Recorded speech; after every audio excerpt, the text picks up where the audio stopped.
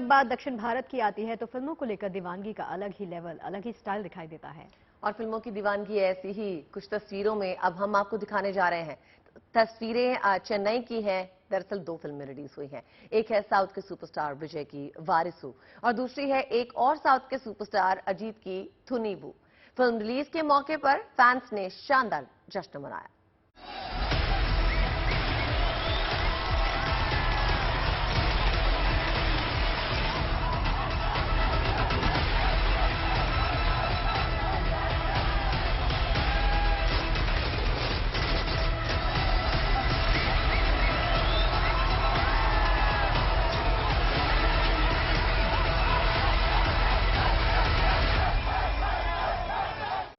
और अब आपको फिल्म अभिनेता सोनू सूद का अंदाज दिखाते हैं। सोनू सूद राजस्थान के जैसलमेर में सीमा सुरक्षा बल के कार्यक्रम में शिरकत करने पहुंचे हैं, जहां उन्होंने देश के जाबाजों के साथ काफी वक्त गुजारा। और इसी के बाद सोनू सूद ने लोक कलाकारों के बीच कुछ वक्त गुजारा। उन्होंने न केवल लोक कलाकारों की प्रस्तुतियां देखी और फैंस के साथ तस्वीरें खिंचवाई, बल्कि काफी वक्त उनके साथ बिताया।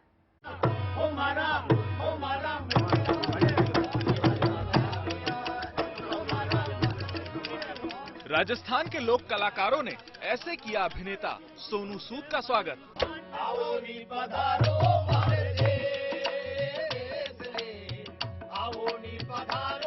लोक कलाकारों के रंग में रंगे नजर आए सोनू सूद।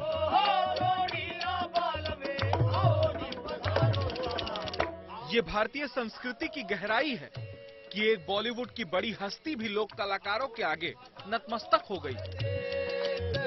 क्या बात है बॉस, आज मुझे इन लोगों ने सिंगर बना दिया यार। दरअसल सोनू सूद जैसलमेर में सीमा सुरक्षा बल के एक कार्यक्रम में शामिल होने पहुंचे थे। इस दौरान उन्होंने जाबाज भारतीय जवानों के साथ मुलाकात भी की। इस दौरान सोनू सूद को कुछ हथियारों की भी जानकारी दी गई। सोनू जी एक्चुअल वार जैसे हुआ, अब ये हमने इनको क्या हुक्म दिया, मूव टू अल्टरनेट। वहीं इसके बाद सोनू सूद एक कार्यक्रम में मांगनियार लोक कलाकारों के बीच पहुंचे, जहां उनके गाने सुनकर सोनू सूद ऐसे खोए कि वो भी झूमने लगे।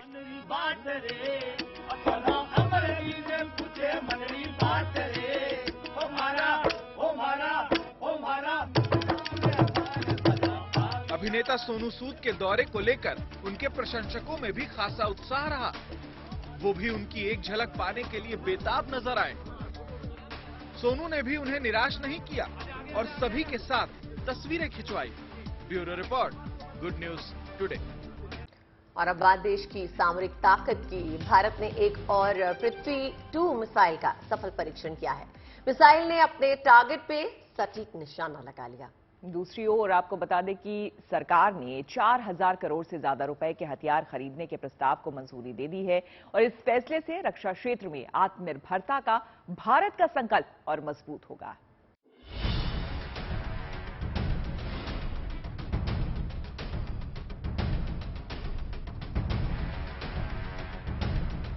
आजादी के बाद 60 के दशक में जब देश में मिसाइल की नींव रखी जाने का विचार आया तो किसी ने सोचा भी नहीं होगा कि भारत इनमें कामयाबी के नए आयाम गढ़ देगा। अब इसी लिस्ट में एक और उपलब्धि जुड़ गई है। लगातार भारत के खिलाफ साजिश रच रहे पाकिस्तान और चीन जैसे पड़ोसियों को एक और जवाब मिल गया है। रक्षा मंत्रालय ने बताया कि कम दूरी की बैलिस्टिक मिसाइल पृथ्वी 2 का सफल परीक्षण किया गया। ये टेस्ट ओडिशा के चांदीपुर से हुआ और इस मिसाइल ने अपने टारगेट पर सही निशाना लगाया। इस मिसाइल की मारक क्षमता 350 किलोमीटर तक है। इससे सतह से सतह तक मार किया जा सकता है। पृथ्वी 2 स्वदेशी रूप से विकसित मिसाइल है, यानी देश के मिसाइलों के बेड़े में और मजबूती हो गई। ये पृथ्वी सीरीज की एक और उन्नत किस्म की बैलिस्टिक मिसाइल है। इसी बीच सेना को एक और गुड न्यूज मिली है। रक्षा मंत्रालय ने 4276 करोड़ रुपए के हथियार खरीदने के लिए प्रस्ताव को मंजूरी दे दी है। इनसे लड़ाकू हथियार और सेना की दूसरी जरूरतें पूरी की जाएंगी। इस प्रस्ताव में anti tank guided missile Helina को खरीदना भी शामिल है। ये Helina missile advance light helicopter में लगाई जाएगी। साथ ही रक्षा मंत्री राजनाथ सिंह की अगुवाई वाली रक्षा खरीद परिषद ने जिस प्रस्ताव को मंजूरी दी, उनमें युद्धपोतों के लिए ब्रह्मोस लॉन्चर की खरीद भी शामिल है। बताया जा रहा है कि रक्षा मंत्रालय के इस कदम से सेना, वायुसेना और नौसेना को LAC के पास बड़ी मजबूती मिलेगी। चीन रह रहकर सीमा पर भारत के खिलाफ साजिश करने में जुटा रहता है, लेकिन अब भारत भी उसे उसी की भाषा में जवाब देने में जुटा है। Bureau report, good news today. और चलिए बात करते हैं देश के अग्निवीरों की। देखिए, देश के अलग अलग हिस्सों में अग्निवीर कड़ी ट्रेनिंग से गुजर रहे हैं। ये ट्रेनिंग किसी तपस्या से कम बिल्कुल नहीं है। बिल्कुल, इस ट्रेनिंग के जरिए अग्निवीरों को देश की रक्षा के लिए तैयार किया जा रहा है। उन्हें न केवल शारीरिक तौर पर मजबूत बनाया जा रहा है, बल्कि तकनीकी तौर पर भी उनको माहिर बनाया जा रहा है।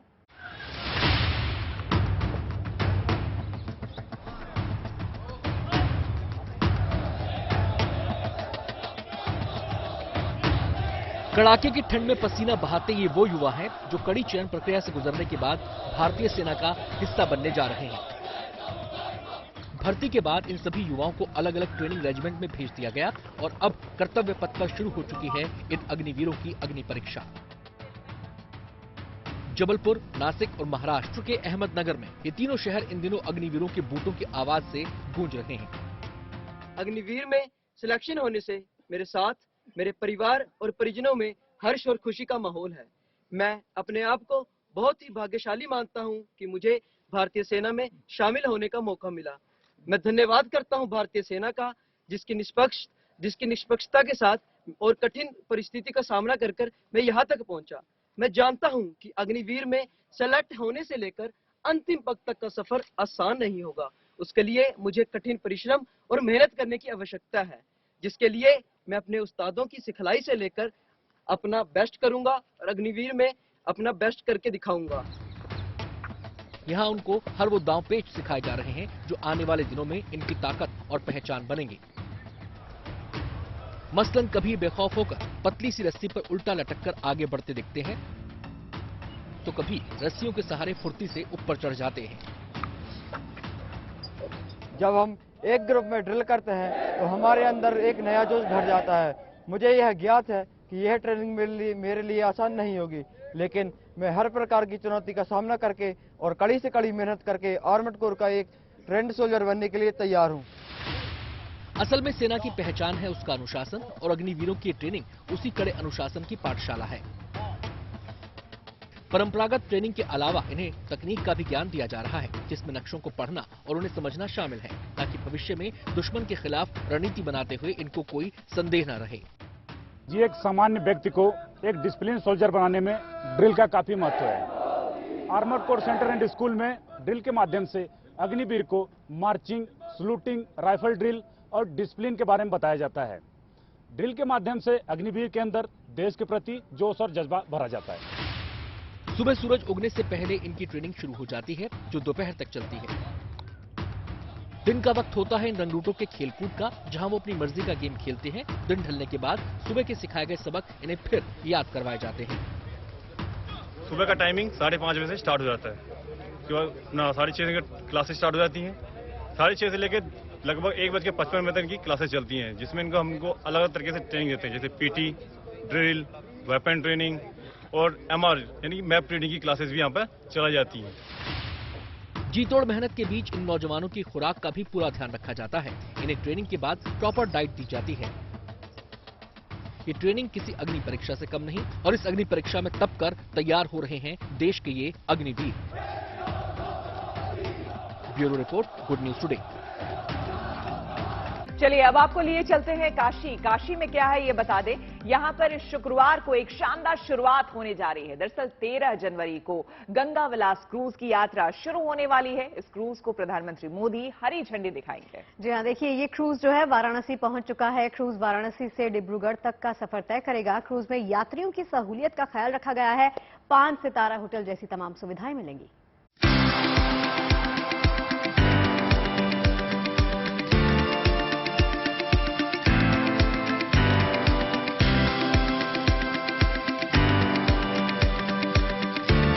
काशी से डिब्रूगढ़ की यात्रा के लिए गंगा विलास क्रूज तैयार है। इसमें यादगार और शानदार सफर का बेहतरीन इंतजाम है।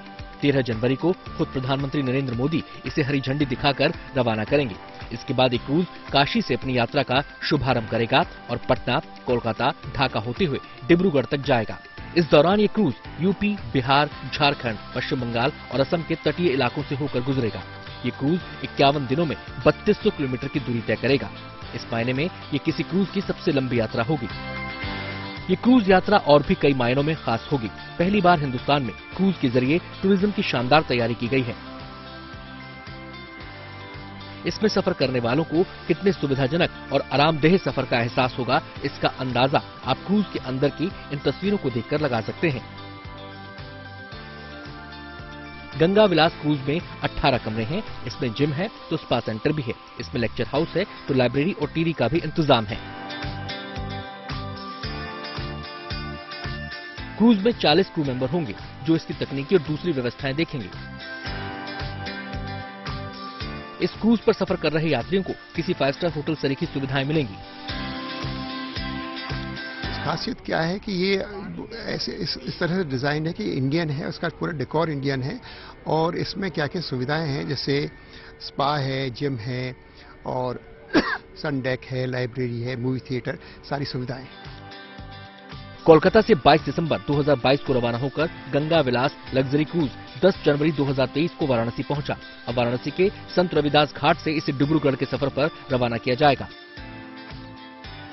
इनलैंड वाटरवेज टूरिज्म में एक बहुत बड़ी उपलब्धि होगी।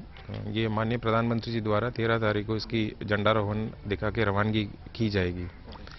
इसमें लगभग 32 विदेशी पर्यटक आ रहे हैं और ये लगभग 51 दिन का इसका क्रूज का जर्नी होगी। इस सफर पर निकलने के बाद ये क्रूज 15 दिनों तक बांग्लादेश के तटीय इलाकों से गुजरेगा। इसके बाद असम में ब्रह्मपुत्र नदी से होकर डिब्रूगढ़ तक जाएगा। ये क्रूज यूपी, बिहार, पश्चिम बंगाल, बांग्लादेश और असम के 27 रिवर सिस्टम से गुजरेगा।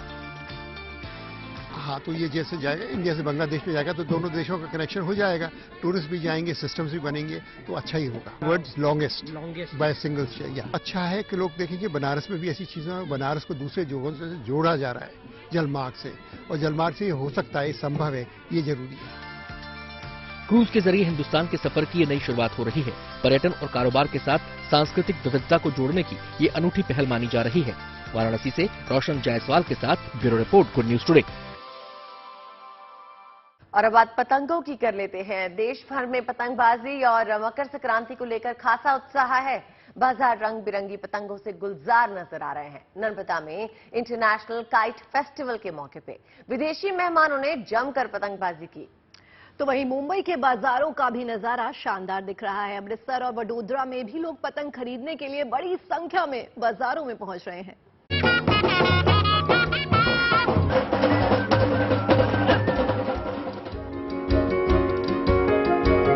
मकर संक्रांति के शुभ आगमन से पहले ही उत्सव की बेला अंगड़ाई ले रही है और अभी से हिंदुस्तान का आसमान रंग बिरंगी पतंगों से पटा नजर आ रहा है। ये 4 तस्वीरें मकर संक्रांति की तैयारियों और पतंगबाजी के क्रेज को बखूबी दर्शाती हैं। नर्मदा, वडोदरा, अमृतसर और मुंबई के बाजार सजे नजर आ रहे हैं। कहीं पतंगबाजी की जा रही है तो कहीं पतंगों की खरीदारी चल रही है। ये तस्वीरें गुजरात के नर्मदा की है, जहां इंटरनेशनल काइट फेस्टिवल मनाया जा रहा है, जिसमें दुनिया के 18 देशों के पतंगबाज अपने हुनर का जलवा दिखा रहे हैं। आसमान में लहराती अलग अलग रंग और डिजाइन की पतंगों ने मानो नर्मदा के आसमान में अद्भुत अनूठे रंग भर दिए। इस दौरान सांस्कृतिक कार्यक्रमों की झलकियां भी पेश की गईं।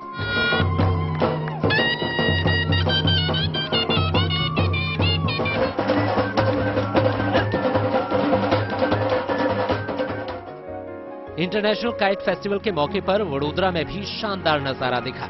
यहाँ भी विदेशी मेहमान पतंगबाजी करते दिखे। रंग बिरंगी पतंगों से स्टॉल सजे नजर आए। इस उत्सव से जुड़ी एक तस्वीर ये भी है।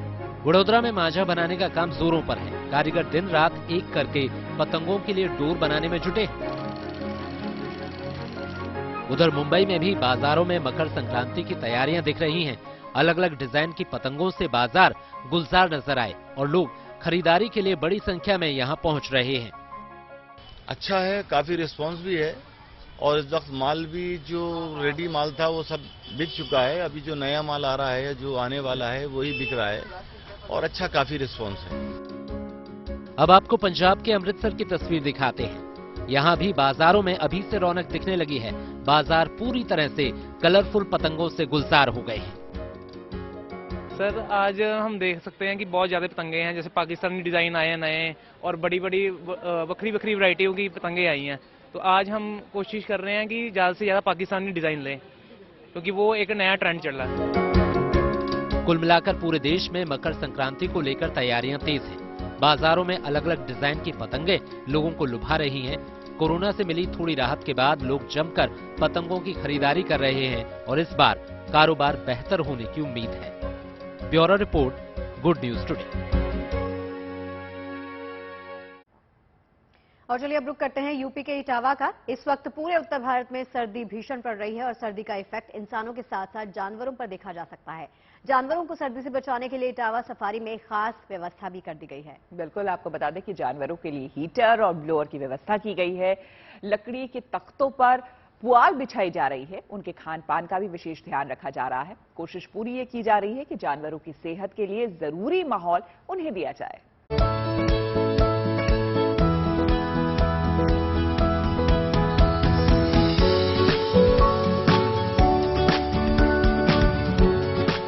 सर्दी कड़ाके की पड़ रही है।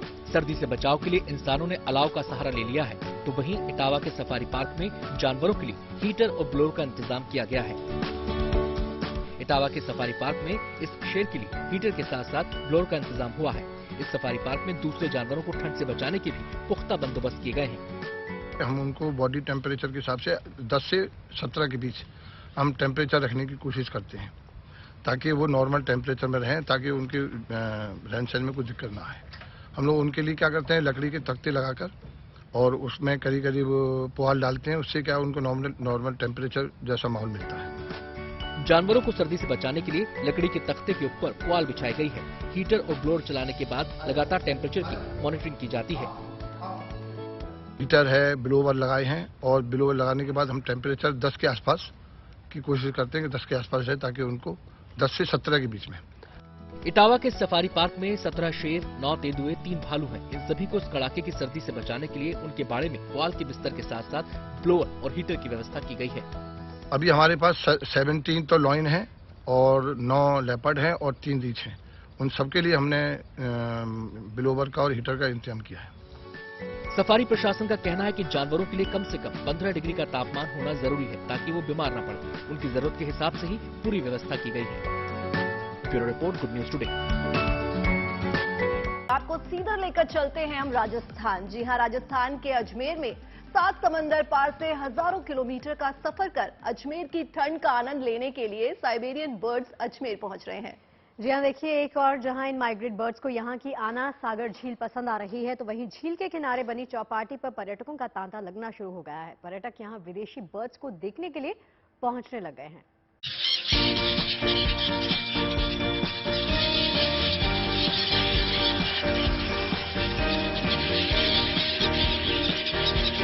यहाँ का नज़ारा सबसे बेस्ट है, मतलब आना सागर सबसे बेस्ट एरिया है। यहाँ पक्षी वगैरह अपने सब कुछ है। जो आना सागर झील में बाहर से साइबेरियन पक्षी आते हैं, अलग अलग तरह की मछलियाँ करते हैं, पूरे पानी में रैंकिंग करते हैं, तो काफी अच्छा नज़ारा लगता है।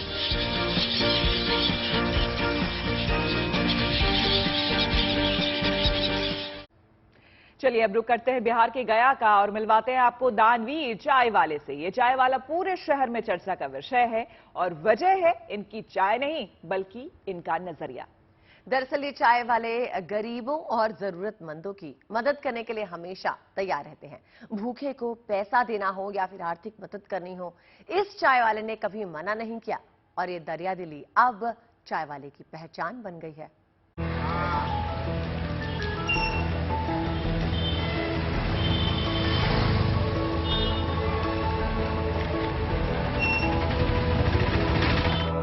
चाय इस देश की आदत है और इस आदत को लुभाने के लिए इसे प्रोफेशनल रंग भी दिया गया है। हाल फिलहाल में इस बिजनेस में उतरने वालों ने उसे कितने ही नाम दे डाले, अपनी डिग्री का हवाला देते हुए सिर्फ इसलिए कि बिजनेस चमक सके और इन दुकान के मालिकों की जेब भर जाए। बड़े गर्व के साथ बोर्ड बैनर चाय की पहचान बने। लेकिन सोशल मीडिया के शोर शराबे से दूर गया में चाय की दुकान चलाने वाले संजय ने अपनी एक अलग पहचान बनाई है। इनकी दुकान पर भी दूसरी दुकानों की तरह खूब भीड़ होती है, लेकिन इस भीड़ का मतलब अलग है। इस भीड़ से संजय की जेब नहीं भरती, न ही इन्हें चाय परोसकर संजय मुनाफा कमाते हैं, क्योंकि ये चाय इन्हें मुफ्त परोसी जाती है। सिर्फ चाय ही नहीं, बल्कि इसके साथ दिया जाता है एक बिस्किट या टोस्ट, वो भी हफ्ते के किसी खास दिन नहीं, बल्कि रोजाना। चाय से सिर्फ शुरुआत होती है। महज कुछ ही घंटों बाद भीड़ के चेहरे बदल जाते हैं और यहाँ की तस्वीर भी, क्योंकि चाय के बाद समय होता है खाने का। संजय और उनका बेटा खाने के साथ एक बार फिर भीड़ के बीच होते हैं। अपनी इसी खिदमत की खूबी की वजह से संजय की शहर में पहचान दानवीर चाय वाला के तौर पर हो गई है। संजय गरीबों की सेवा करने के साथ ही साधु संतों, विक्षिप्त लोगों की सेवा के लिए वो सब कुछ करते हैं जो उनके बूते की बात है, और ये सिलसिला सालों से चला आ रहा है।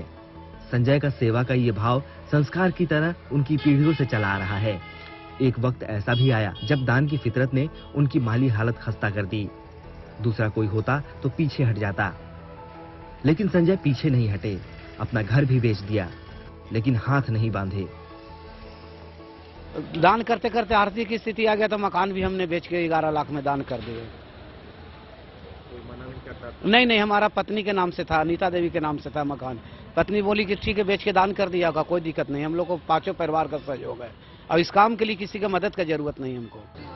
अपने जूस और चाय की दुकान से होने वाली कमाई का बड़ा हिस्सा संजय दूसरों की सेवा में खर्च कर रहे हैं। बदले में इन्हें इन लोगों से दुआएं मिल रही हैं।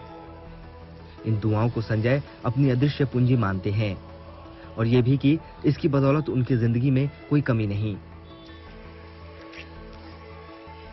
गया से बिमलेंदु चैतन्य के साथ bureau report, good news today. वही लड़कियों चाय हो गई, आपकी चाय हो गई, खबरें भी हो गई, आज का कोटा भी पूरा हो गया। इतना ही था आज। अरे शिगुफ्ता, बात घुमा कर नहीं करनी चाहिए, सीधे सीधे कहो ना। अब हमारे जाने का वक्त हो गया है। जी हाँ, तो ये तो बस शो की खासियत है कि यहाँ वक्त चलता नहीं बल्कि दौड़ता है। पता ही नहीं चलता कि कब 1 घंटा गुजर गया। तो आज के लिए इजाजत दीजिए, कल फिर होगी आपसे मुलाकात। मिलते हैं ठीक 4 बजे चाय और ढेर सारी खबरों के साथ।